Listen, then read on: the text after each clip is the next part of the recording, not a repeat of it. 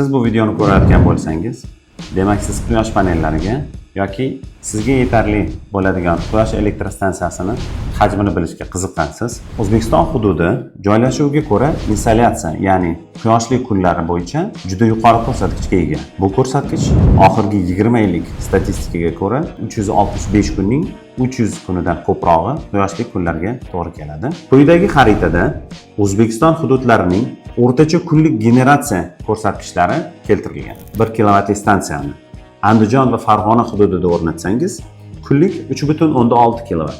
Bir yilda esa ushbu ko'rsatkich 1314 kilovatni tashkil etadi. Demak, siz 5 ni, ya'ni stansiyaning hajmini 3.6 ga, ya'ni kunlik ko'rsatkichga ko'paytirasiz. O'rtacha O'zbekiston hududida 4.4 kilovat generatsiya ko'rsatkichi deb aytsak bo'ladi. Endi esa siz haqingizdagi ma'lumotga kelsak.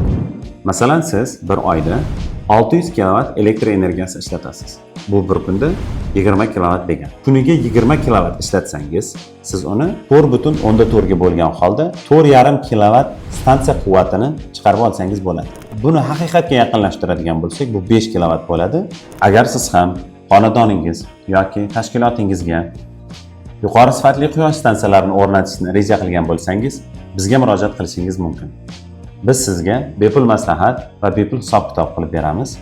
O'rnatib va 5 yilgacha bepul servis xizmatini taklif qilamiz. Biz stansiyalarimizga 12 yilgacha, panellarimizga esa 30 yilgacha kafolat beramiz. Agar savollaringiz bo'lsa, izohlarda qoldiring va batafsil ma'lumot uchun tafsilotda keltirilgan raqamlarga qo'ng'iroq qiling.